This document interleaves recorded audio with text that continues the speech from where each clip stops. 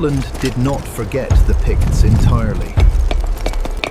There is a people who built a civilization in northern Scotland.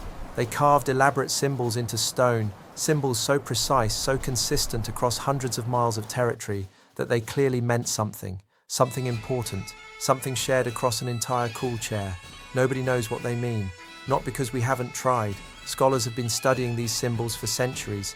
Theories exist, arguments have been made, papers written, but the symbols themselves have never been decoded. The language, if there was a written language, has not survived in any form we can read. The people who made them are called the Picts. They held northern Britain against the Roman Empire for 3 centuries. They stopped the most powerful military machine the ancient world produced from completing its conquest of Britain. They built a society complex enough to produce extraordinary art, sophisticated metalwork, a symbol system that functioned across an entire nation. And then sometime around the 9th and 10th centuries AD, they disappeared. Not conquered exactly, not wiped out by plague, not driven into the sea. They just stopped being Picts. The name vanishes from the historical record. The symbols stop appearing. The kingdom dissolves into something else, and we are left with the stones. Beautiful, precise, indecipherable stones, standing in fields across Scotland, in museums, in churchyards, waiting for someone to figure out what they were trying to say. Before anything else, an honest admission. Almost everything we know about the Picts comes from people who were not Picts. Roman writers, Irish monks, later Scottish chroniclers, people who encountered the Picts from the outside, who had their own reasons for describing them in particular ways, and who were writing in languages the Picts themselves did not use, or at least did not leave records in. This is not a minor caveat, it shapes everything. When Roman writers describe the Picts as terrifying barbarians who painted or tattooed their bodies and fought with savage ferocity, that description was doing political and rhetorical work inside Roman coolchair. It was justifying the walls, justifying the military expenditure, justifying the decision to stop rather than advance. Roman writers had used similar language about Germanic tribes, about Celtic peoples across Gaul, about virtually every non-Roman people they encountered. The barbarian framing was a literary convention as much as an ethnographic description. That doesn't mean it was entirely false, but it means we have to read it carefully, aware of its purpose. The Picts themselves left stones, they left metalwork, they left the remnants of a material, cool chair that archaeologists have been systematically excavating and analysing for decades. That material evidence is, in many ways, more reliable than the Roman texts. And what it shows is considerably more complex than the painted savage of Roman imagination. Rome invaded Britain in 43 AD under Emperor Claudius. The conquest of the southern portion of the island proceeded over decades. By the end of the 1st century AD, Roman control extended across what is now England and Wales. The north was different. Roman armies pushed into what is now Scotland. They fought. They built temporary camps. They encountered serious organised resistance from the tribes of the north.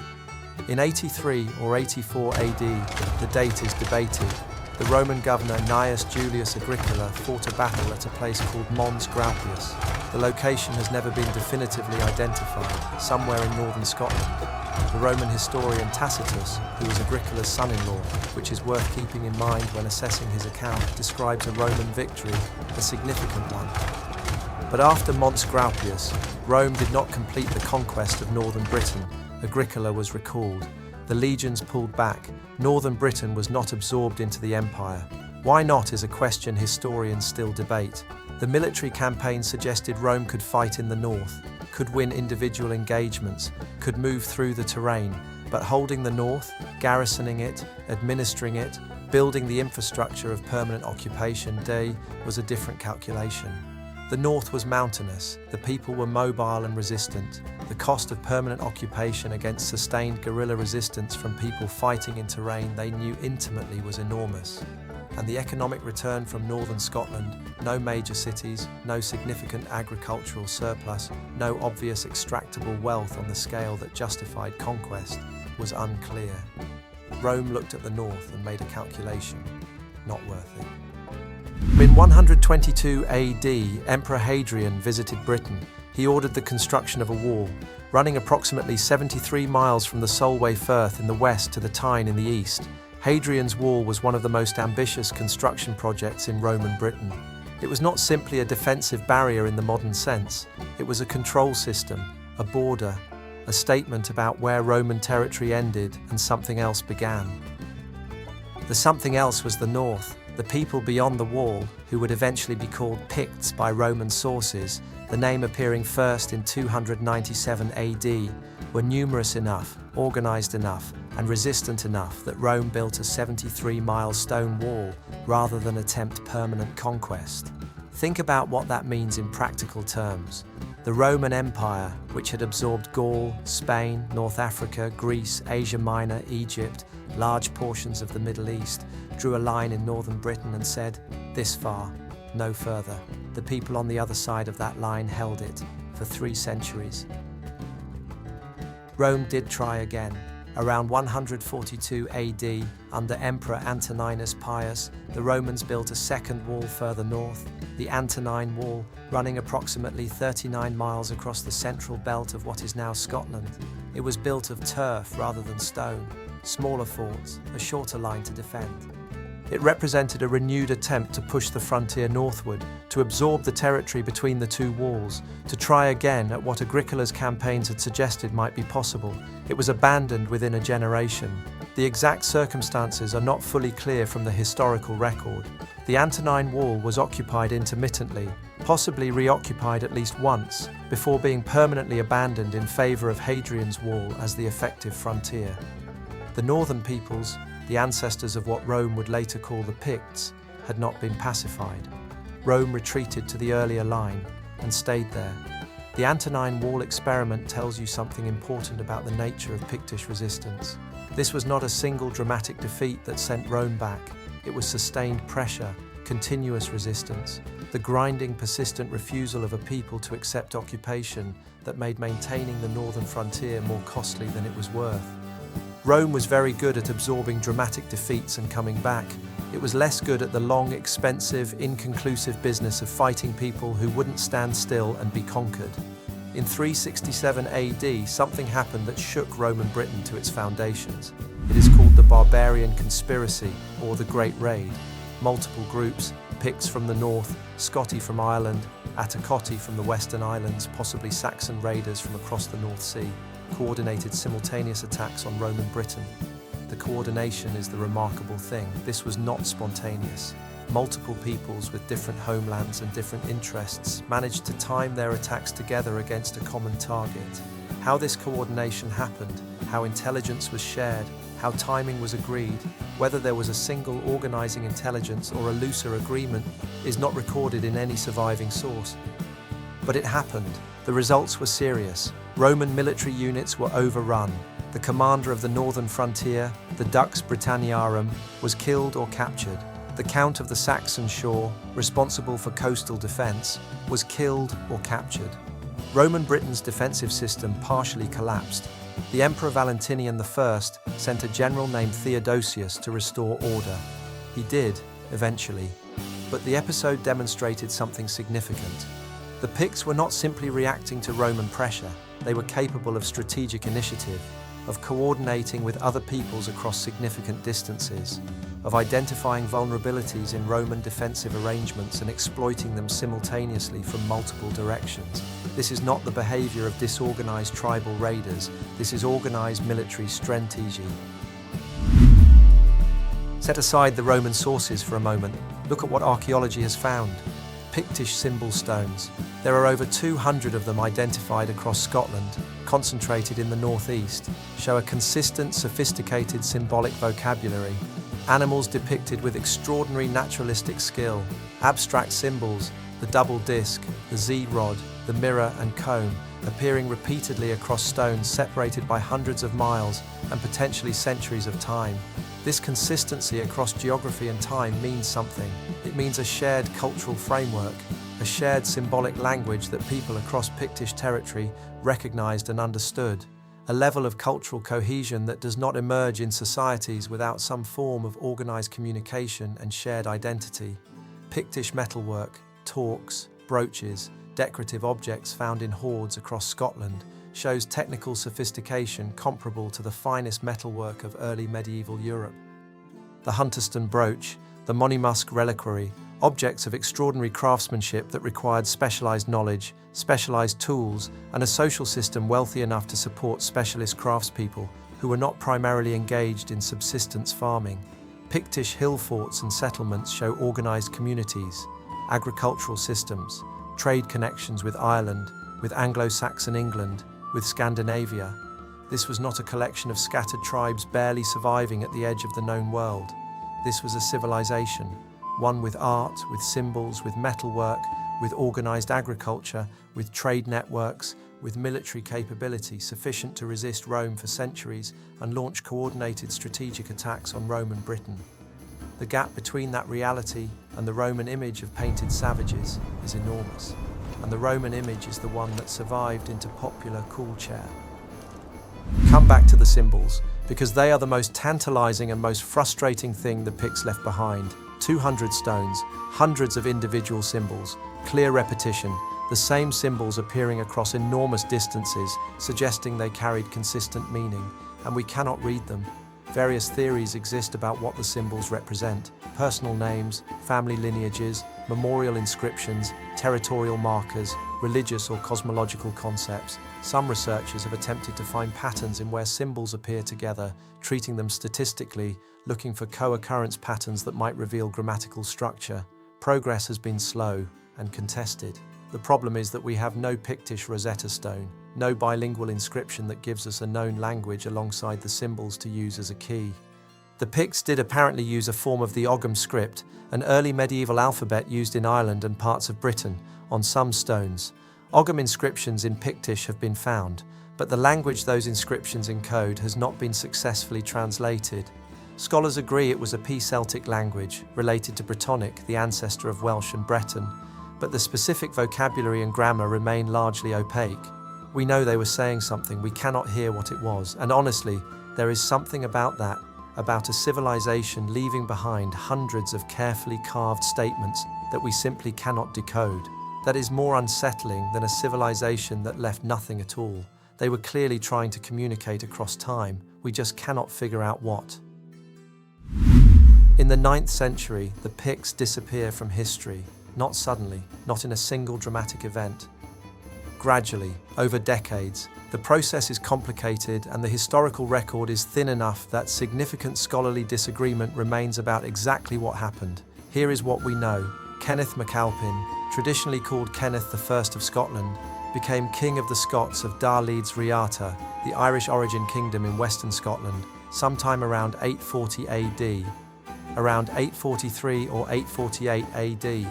The dates in different sources don't perfectly agree.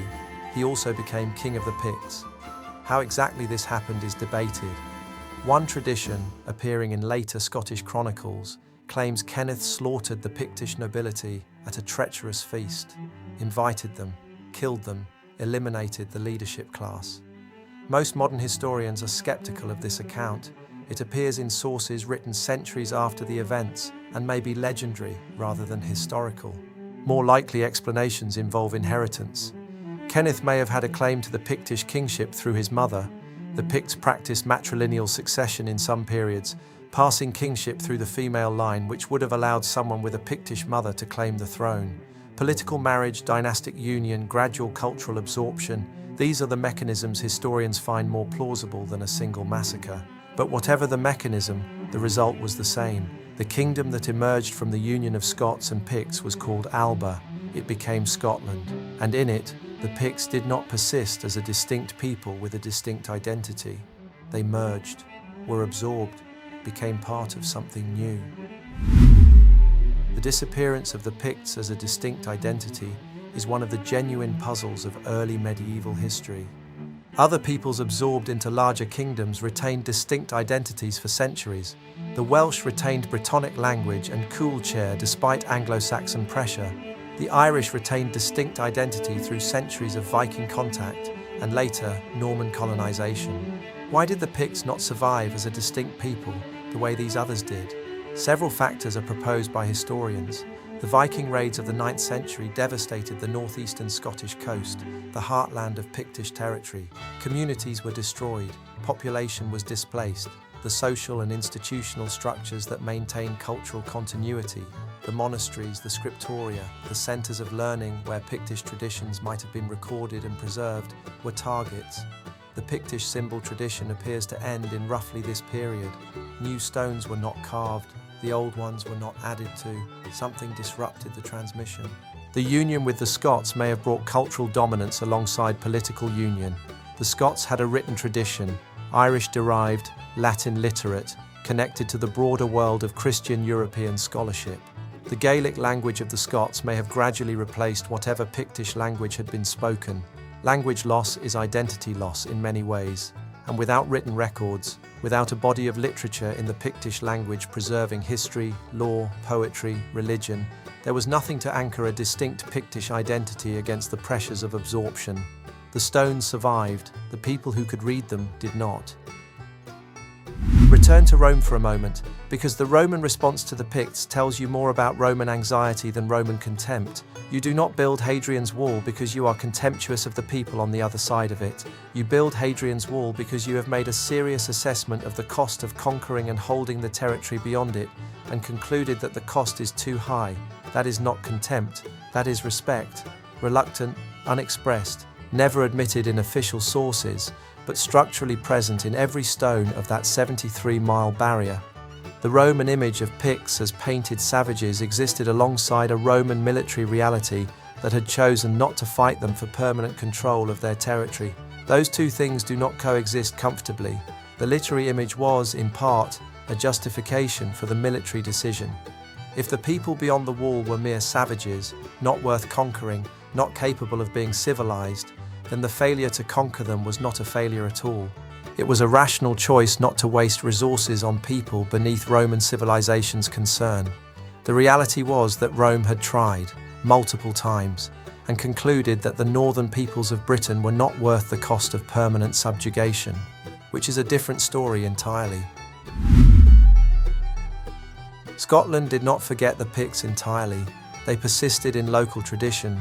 In place names, Pit prefixes in Scottish place names are generally considered to derive from a Pictish word for portion of land, Pit Locri, Pittenweem, Pit Medden, hundreds of place names in northeastern Scotland carrying a fragment of a language otherwise lost.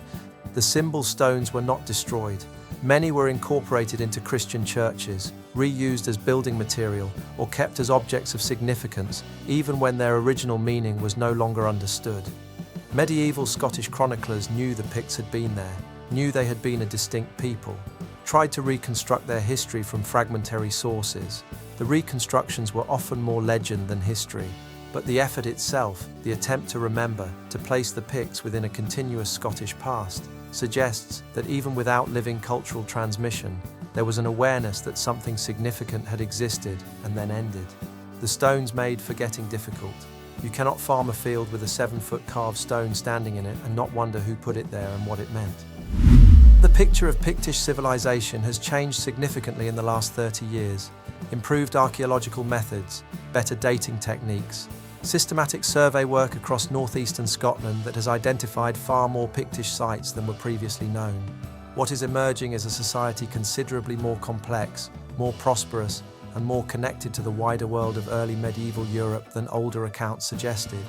Trade goods from continental Europe found in Pictish contexts, evidence of long-distance connections, a material cool chair that was not isolated on the edge of the world, but engaged with the broader networks of exchange and influence that characterized early medieval Europe. The symbol stones themselves are being restudied with new methodologies, three-dimensional scanning, computational analysis of symbol co-occurrence, comparative study with other early medieval symbolic traditions. Answers are not imminent. But the questions are being asked with better tools than previous generations had, and there is something worth sitting with in that. A civilization that left its mark in stone, deliberately, carefully, consistently, across centuries and hundreds of miles, and that has now been studied intensely for 2 centuries without yielding the central secret of what those marks mean. It is a kind of patience test. The Picts carved these stones knowing presumably that people of their own time would understand them. They may not have imagined that people 1500 years later would still be standing in front of them, genuinely baffled, or maybe they did. There is a stone at Aberlemno in Angus, Scotland, standing in a field beside a country road. On one face, a battle scene, soldiers, horsemen, a bird picking at a fallen figure, details precise enough that historians have argued about whether it depicts a specific historical battle, possibly Nectansmere in 685 AD, where the Picts defeated a Northumbrian army and killed its king. On the other face, the symbols, the double disc, the Z-rod, a serpent, a mirror and comb, carved by someone who knew exactly what they meant. Standing in a field in Scotland for over 1,000 years, the people who built the wall that Rome eventually had to construct to keep them out, gone. The people who coordinated a multi-front strategic assault on Roman Britain in 367 AD, gone. The people who produced metalwork of extraordinary sophistication, who maintained a consistent symbolic vocabulary across an entire nation for centuries, gone. What remains is the stone, and the symbols on it that we still cannot read, which raises a question that has no clean answer. If a civilization speaks and nobody living can understand what it said, was the message lost, or is it still waiting? If this is the history that deserves more attention than it gets, subscribe.